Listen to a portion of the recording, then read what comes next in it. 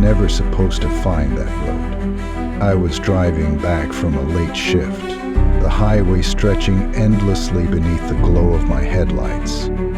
I was tired, barely keeping my eyes open, and when I saw a shortcut on my GPS, a small road that cut through the forest, I didn't think twice. I took the turn, my tires crunching against gravel, the trees towering over me like silent watchers. At first it seemed normal, just another empty back road. But then I noticed something strange. The road didn't end. No intersections, no signs, no turns, just more road. I checked my GPS again. No signal. I should have turned around, but something about the road pulled me forward. Then the headlights appeared behind me. At first I felt relieved. Another car meant I wasn't alone, but the relief quickly faded, because the headlights weren't getting closer. They were just following. I pressed the gas pedal, my fingers tightening on the wheel. The road remained the same, stretching forward, endlessly, unnaturally. I glanced at the mirror again. The headlights were still there, same distance, same glow, never falling behind, never getting closer. Then my radio turned on, static, then a voice. You were not supposed to come here. My stomach twisted. The voice was distorted, layered, like multiple voices speaking at once. I reached for the dial, but the moment I touched it, the static stopped. And then, through the speakers, a slow knock, as if something was knocking from inside my car. I whipped my head around, but I was alone. The backseat was empty. The doors were locked. The knocking continued. My breath hitched. The knocks were slow, deliberate, coming from the trunk. I pressed harder on the gas, my heart hammering in my chest. But no matter how fast I went, the road didn't end, and the headlights never left. Then something changed. The trees on either side of me began to move. At first I thought it was the wind, but there was no wind. The branches twisted, stretching toward the road, bending in ways they shouldn't be able to. The leaves whispered. Then the shapes appeared between the trees. Figures, tall, thin, watching. They had no faces, just voids where eyes should be, their heads tilting as if listening. I pressed the gas pedal to the floor. The car roared forward, but the road stretched on, endless and unnatural. Then my headlights flickered, and for a brief moment, I saw something in the road ahead, a person standing perfectly still. I swerved. The car spun. The world tilted.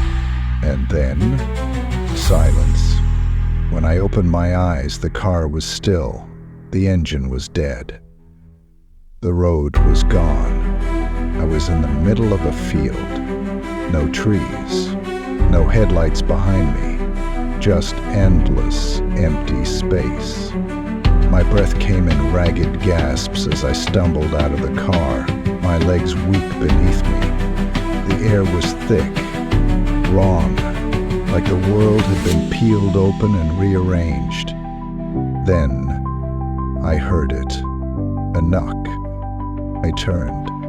The car door was open, and inside, something was sitting in the driver's seat. It looked like me. Same clothes, same face, but not me. It smiled, and in my own voice it whispered, "You were never supposed to leave. I don't know how I got back." One moment I was staring at myself in the driver's seat, that twisted smile stretching too wide across my face. The next, I was waking up in my own bed, drenched in sweat, my hands clutching the sheets so hard my knuckles ached. My body felt wrong, like I had been wrung out and stitched back together. I tried to tell myself it was just a nightmare, that I had fallen asleep at the wheel, hallucinated everything. But when I checked my phone, the GPS history was gone.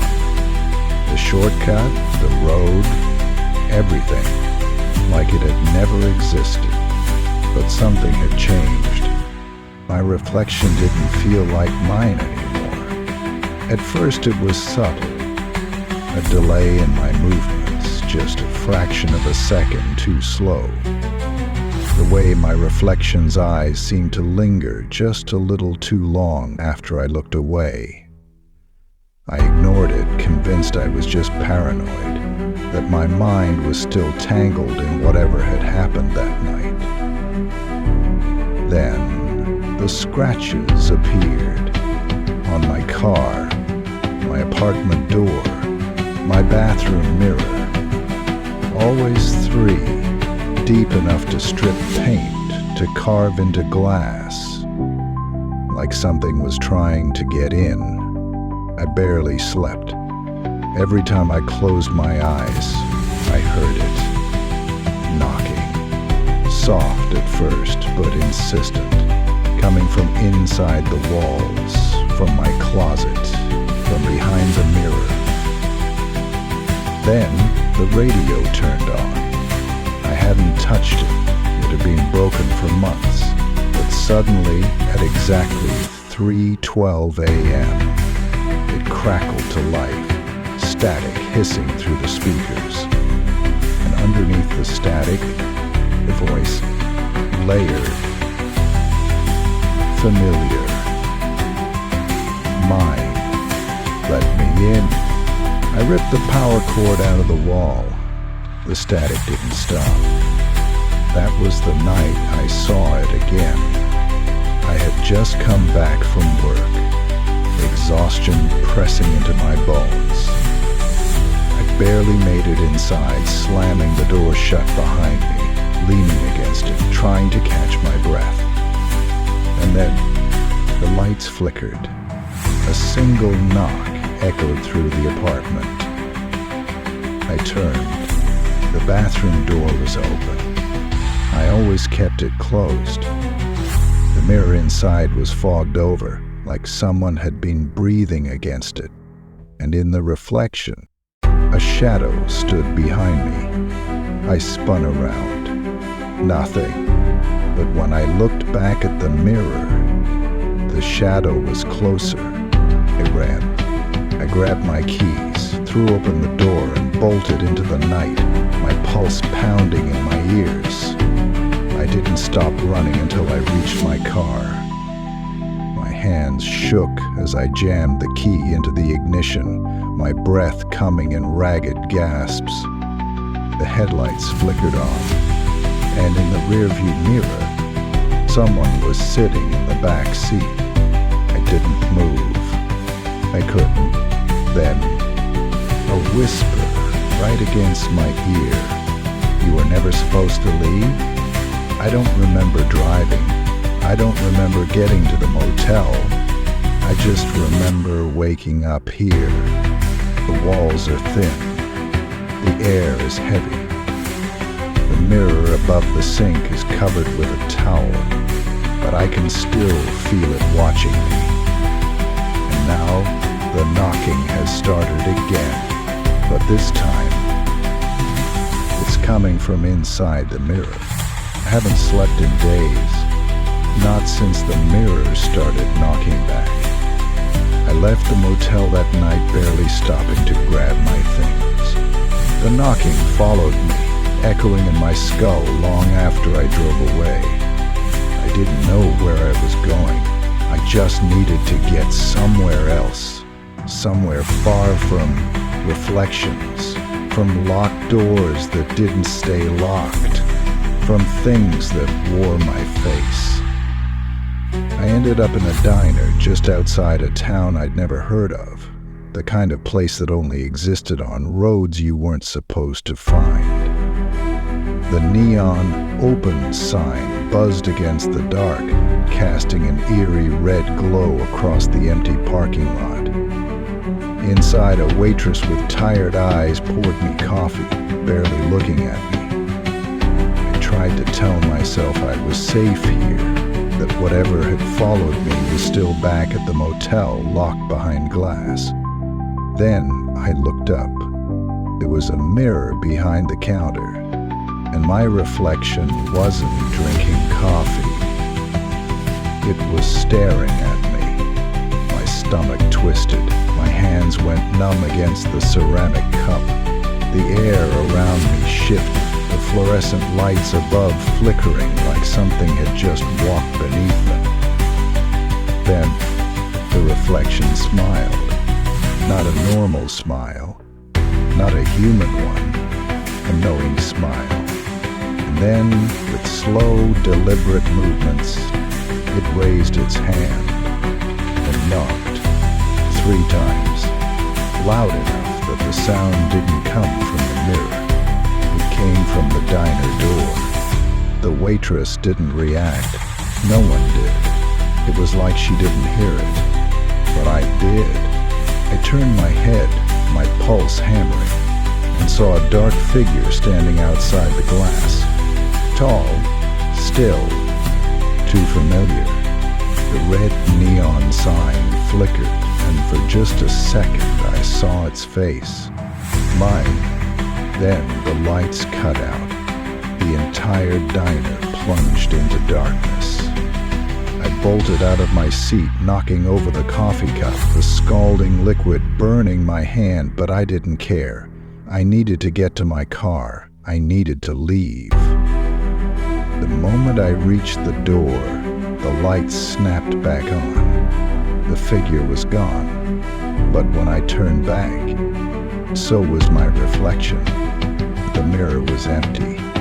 I drove for hours, hands white-knuckled on the wheel, refusing to check the mirrors. The road stretched endlessly ahead, the night pressing in too close. Then the radio turned on. Static. Dim.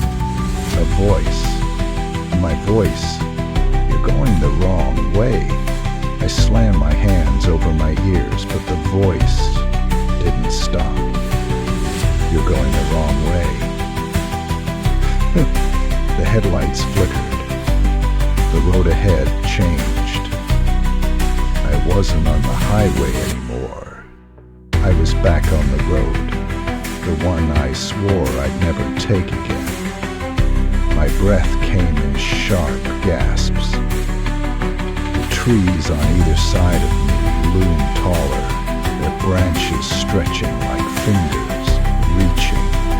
And then in the headlights, a figure stood in the middle of the road. I hit the brakes. The car skidded, tires screeching against the pavement. But the figure didn't move. Not until I was inches away. Not until I could see its face. My face. It leaned forward, pressing its hands against the hood of my car. And then, with a grin that wasn't mine, it whispered, "You were never supposed to leave."